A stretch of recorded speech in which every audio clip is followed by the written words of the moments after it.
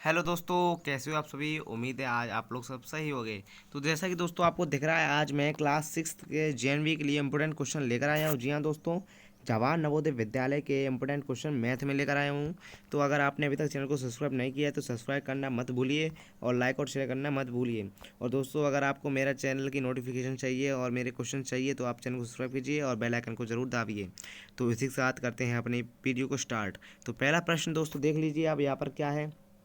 यदि 3.65 into 0.5 is equal to 1.825 है तो 665 गुणे 0.5 का मान होगा। तो दोस्तों आपको मैं पहले बता देता हूँ, यहाँ पर आप पॉइंट ये डॉट डॉट हैं, देखिए दोस्तों आप गिनिए। मैं आपको बताता हूँ, जैसे यहाँ पर लिखा है 3.65, ये दो हो गया और ये 0.5, ये तो मतलब ये तीन संख्या हो गई। पॉइंट के बाद कितनी संख्या हो गई? तीन संख्या होंगी। ठीक है दोस्तों, तीन संख्या हो गई। अब जब इसका मल्टीप्लाई करेंगे आपस में तो तीन संख्या बाद ही आंसर आएगा। तीन संख्या मतलब तीन संख्या पहले ही पॉइंट लग जाएगा। तो देखो दोस्तों लग चुका है यहाँ पर वन लिखा और तीन संख्या पहले, तीन संख्या से पहले, तीन संख्या बाद पहले पॉइंट लग गया। ठीक है दोस्तों, अब यहाँ पर आपको दिया गया है 365 गुणे 0.5। अब यहाँ पर एक संख्या के बाद पॉइंट लगा है। ठीक है दोस्तों, एक संख्या से पहले पॉइंट लगा तो यहाँ पर भी एक संख्या से पहले ही पॉइंट लग, जब इनका गुणा करेंगे तो एक संख्या पहले पॉइंट लग जाएगा। तो यहाँ पर ऑप्शन आपको दिख रहा है 5 है और इससे एक पहले पॉइंट लगा है, तो आंसर कौन सा सही होगा? 182.5। ठीक है दोस्तों, ये तो रही शॉर्ट बात। 182.5। अगर आप नहीं मानते ऐसे तो आप इंटू करके देख सकते हैं। जैसे 365 है, अब इसका गुणा करते हैं 0.5 से। ठीक है, अब एक का पचम 25 हो गया। ठीक है, अब यहाँ पर बचा 2, 5 का 30, अब 32 के यहाँ पर बचे 3, 5 15 16 17 हो गया यहाँ पर। ठीक है, अब यहाँ पर जीरो होगा और यहाँ पर भी जीरो और यहाँ पर भी जीरो ही हो जाएगा। ठीक है दोस्तों, तो आंसर कितना आ रहा है यहाँ पर? 182.5। ठीक है दोस्तों, कुछ इस प्रकार का आपको आंसर दिख गया है।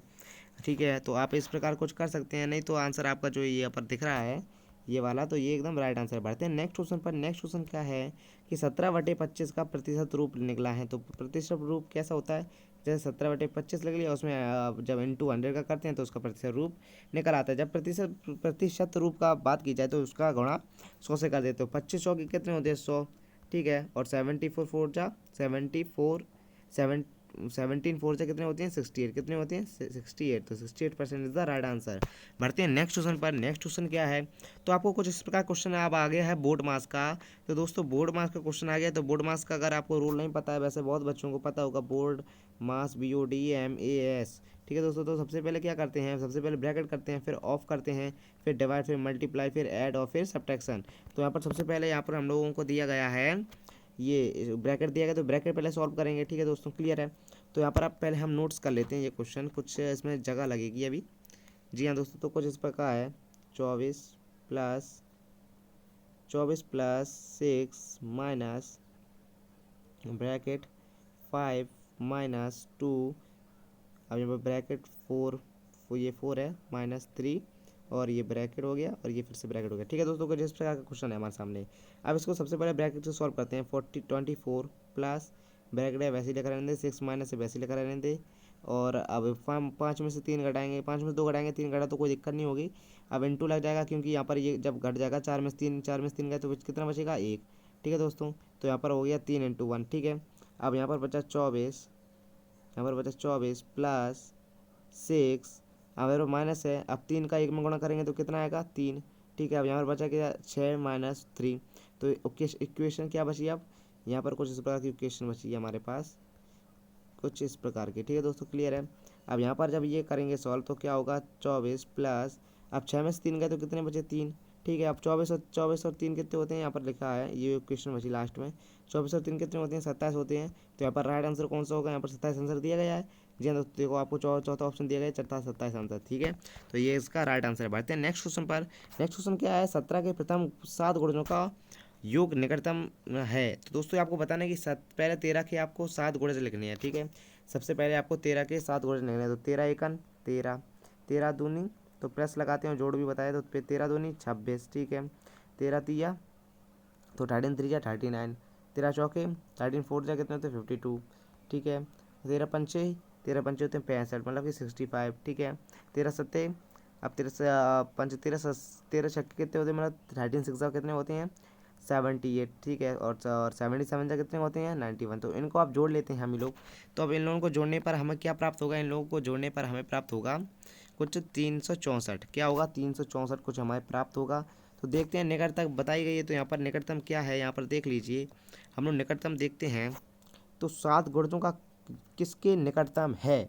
तो दोस्तों पूछा गया है कि किसके निकटतम है, मतलब कि पास में पूछा गया किसके पास में, उसके बाद का नहीं। जैसे बहुत लोग बैठा जाएंगे 365 नहीं, 360 होगा, मतलब 360 के पास में है। अगर ये 366 होता तो 365 के पास में होता, बट ये पीछे है, 365 के पीछे है 364, ठीक है। तो पास में किसके 360 के, तो 360 जो है इसका राइट आंसर हो जाएगा, ठीक है दोस्तों। तो बढ़ते हैं नेक्स्ट क्वेश्चन पर। तो दोस्तों आपने कंफ्यूज मत हो ना कि 365 पास में है, 365 पास में नहीं, 365 पीछे है। तो यहाँ पर नज़दीक जो है वो 360 है। बढ़ते हैं नेक्स्ट क्वेश्चन पर। तो नेक्स्ट क्वेश्चन क्या है, तो नेक्स्ट क्वेश्चन ये रहा हमारे कुछ इस सामने कि श्रेणी। दोस्तों अभी क्वेश्चन पर पहुँचते हैं।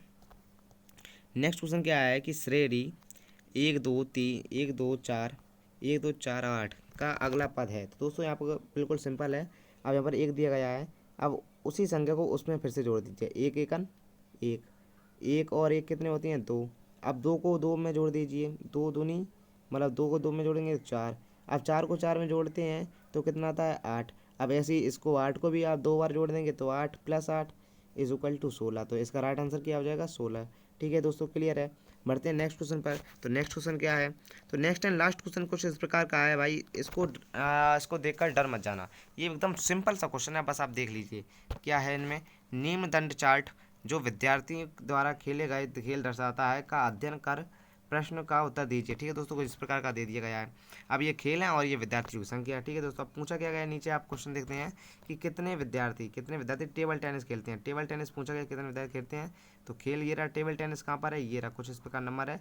तो टेबल टेनिस के सामने कितने 8, तो 8 विद्यार्थी जो है इसका राइट आंसर हो जाएगा, ठीक है दोस्तों। तो कितने खेलते हैं 8। तो दोस्तों इसी के साथ क्लियर हो चुके हैं हमारे सभी प्रश्न। और दोस्तों अगर आपको CHS JNV की तैयारी करनी है क्लास 6 और 9 की, तो आप मेरे चैनल को सब्सक्राइब कीजिए और सपोर्ट करना मत भूलिए, और लाइक और शेयर जरूर कीजिए, ठीक है दोस्तों। तो अगर आपने अभी तक चैनल को सब्सक्राइब नहीं किया तो चैनल को सब्सक्राइब करना मत भूलिए। तो बाय दोस्तों।